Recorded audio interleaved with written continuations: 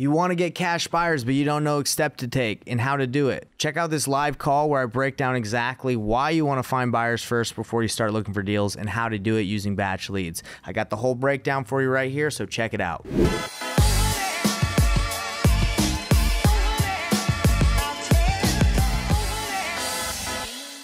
I'm going to explain really quick to everyone how this works, how wholesaling works, and how what I'm teaching you today and what I show people is changing the game. It makes it way, way less complicated. Because I'm telling you, if you just go and lock up a deal and you do not know if it's a deal, even if it's like really discounted, you really just don't know. So waste of time. So usually, Landry, how do people start wholesaling? What would you say? Like, it's usually just go find a deal, right? Oh, yeah. Usually people are just like, okay, let's hop in the car and find a distressed property. And just because the yard is overgrown, that's probably a deal.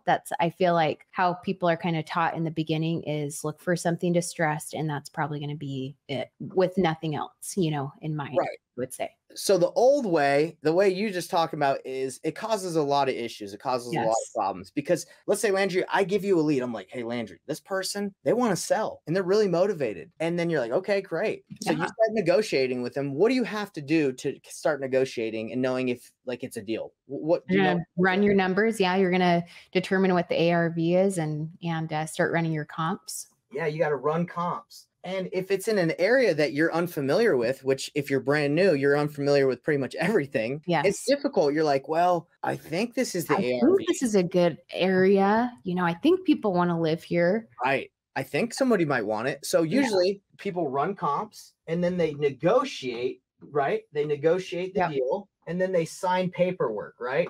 And then they sign a contract. And they sign the contract after running numbers. Now, hopefully nobody's just doing this completely like blind. It's like, well, let me just sign it. Hopefully I can get it done. I don't know. You should be able to run comps. If you do this model, you should be able to know how to run comps and be able to negotiate a good deal. But unfortunately, not a lot of people are good at negotiating or even getting the deal down low enough. Because really, in order for you to get a deal low enough, depending on the price point in the United States where you're at, if it's like a $500,000 home, even a $50,000 discount below what Zillow says or 100,000, that's not enough sometimes. Right. Sometimes you need like 150, 200,000. But when I was new and what I see a lot of people on Facebook groups doing, they'll post a deal that's discounted maybe 30,000, 50,000. And they'll be like, hey, looking for a buyer. And immediately it's like, bro, you do not have a deal. Yeah. It's not even close. So what did they just do that the old way? They just wasted their time, in my opinion. They looked for a deal. How long does that take? A long, long time. Yes. They ran comps. I've talked to people that have ran comps for 24 hours on a deal. They're just like, I'm not sure. Got to make sure it's exact, Yeah. So they ran comps and then they negotiate. Negotiating takes forever because you got to get them on the phone. Maybe it takes 2 or 3 or 4 calls before they agree. Got to make sure that all of the decision makers are there because, down the line, you could realize that maybe you weren't even talking to the right person that says they'll sell it. And then when you sign, I don't know if you've ever filled out a real estate purchase agreement, like a contract, but it's pretty time consuming. Yeah. You have to type in their address, their name, your LLC. Some CRMs will do it automatically, but then you got to get their email. You got to send it to them. You got to wait for them to sign. Then once you've done all that, let's just say this whole process can take you months. Like months. Yeah. It can even take you weeks, but let's just say months. Then you do that. And then the next step that most people do is they're like, okay, now let me find my buyer. Let me see if I can get someone to buy it. Find my buyer. So you just spent months before you got to the real stage that actually gets you paid. Yeah. Like you don't even know if somebody wants that property after all of those steps. Exactly. You don't even know. You just wasted all your time. Believe me, I've been there and I did it. When I was brand new, I did the whole thing. I was cold calling for hours a day, 4 hours a day, 8 hours a day. I was kind of trying to run comps. I would negotiate a deal that I thought made sense. And then I'd get stuck here and then I'd be like, nobody wants to buy my deal. Well, newsflash, I sucked at negotiating. I didn't have the right price. That was the problem, right? Yeah.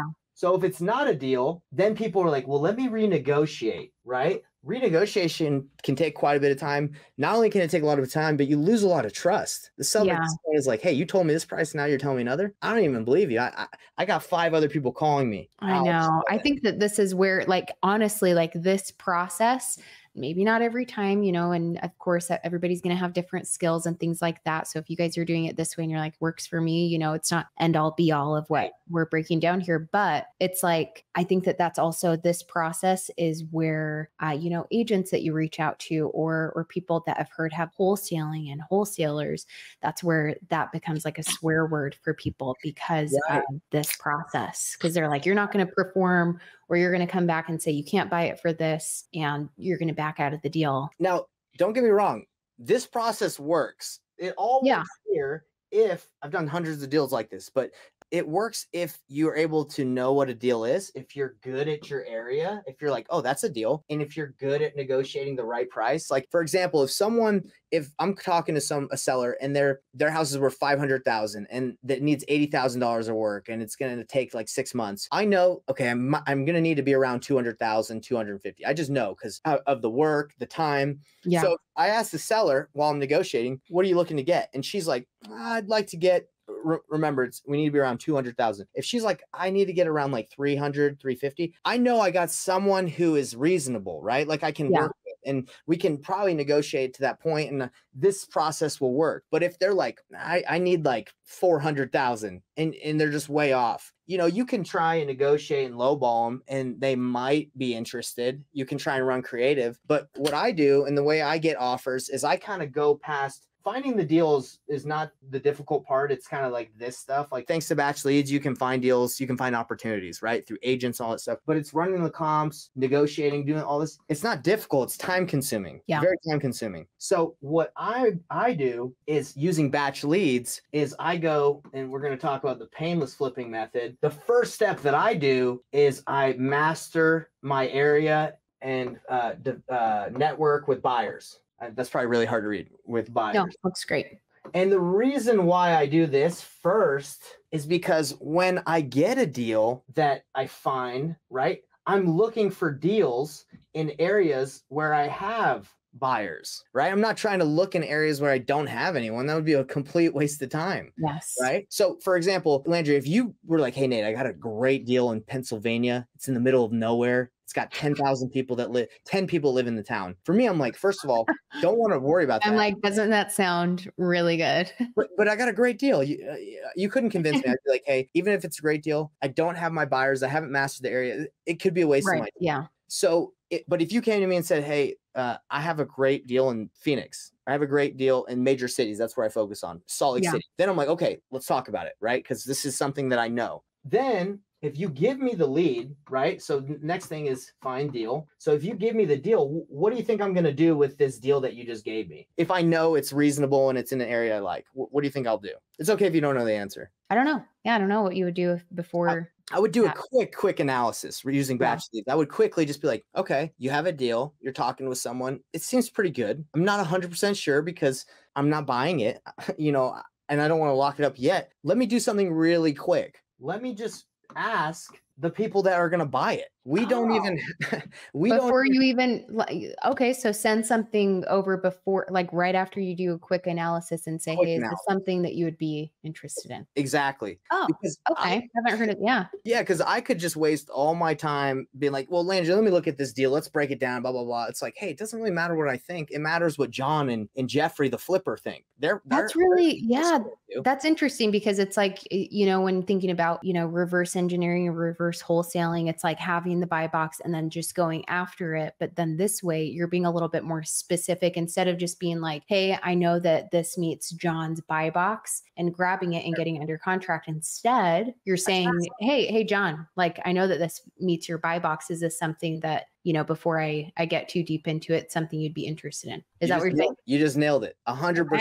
But everything I just showed you here, which is probably kind of hard to read, not necessary. Okay. Let me give you an example. I just got sent an apartment complex in Colorado. Do I know anything about Salida, Colorado, in the multi-unit market there? Don't know a dang thing. Right. So what do? I send it to a buyer that knows before I even have it under contract. He tells me what he'll pay. And then I talk to the seller and I send the seller a contract and I say, hey, seller, this is what I can pay. Does that work for you? He's like, send me the contract. I'll bring it to my family because it's in a trust. I didn't have to run comps on a multi-unit. I don't have to know I didn't really even have to negotiate. There's really no negotiation. You can do my price or not. That's about it. Right. Wow.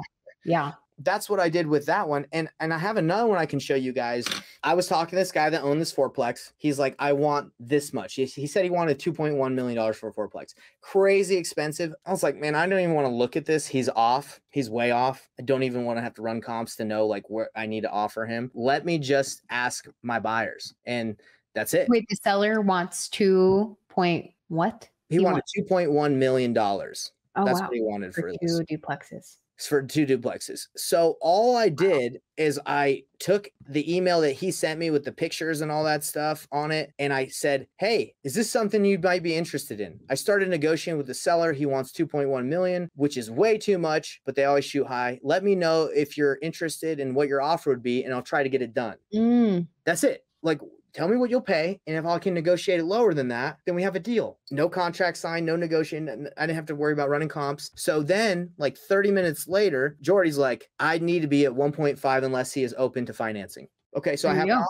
So if I can get this guy to come down $700,000, which probably not possible, but I'm going to give him my shot. It's a real offer. I'm going to say, hey, I can do this at 1.4 or 1.45 so I can have my fee in there. Yeah. Or if you do financing, we can pay a little bit more. But 2.1, that's just a ridiculous asking price. No offense, seller, but it's just too much. And that's it. I didn't spend any time, like I said, wasting on doing any of this stuff. And I sent it to another one who always buys. Man, I'm always saying I'll look at everything, but I'm probably a mile on asking price. If I wanted to go more, I could say, well, what would you pay? Let me see if I can get it done. Yeah. So all I have to do at this point on this deal is call the seller and just say, hey, Mr. Seller, this isn't going to work for me, but I ran it by some of the guys I buy apartment complexes with. And, they're offering like 1.45. Would that get it done? I know it's a lot less than what you said. So I'm not the bad guy. I'm letting him know people that, I can bring to the table, and he doesn't care. And if seller financing is available, maybe we can pay a little bit more. If I wanted to go more, I could ask Jordy. I could say, hey, Jordy, how much more could you pay if they chose that route? Yeah. If we could do seller financing. Yeah. That way you're not saying like, hey, I negotiated with the seller and got him down to, let's say 1.8. And you're like, that's awesome. I got a really great discount off of what they wanted. But then they're like, yeah, sorry, that's going to be several $100,000 still off of that.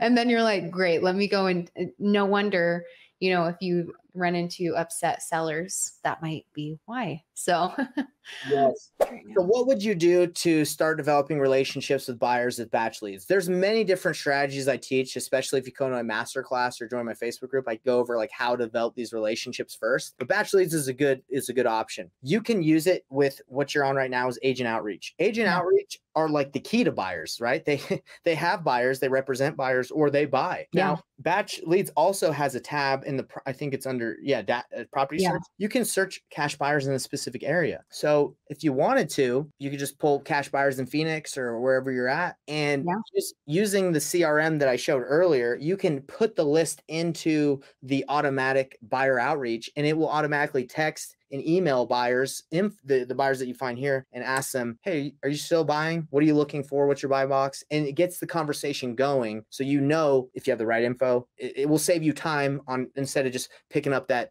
phone and just dialing or putting it in a cold call. And by the way, if you like this video, smash that like button so more people can see it. And we'll get you more content like this where we show you exactly how to do it step by step.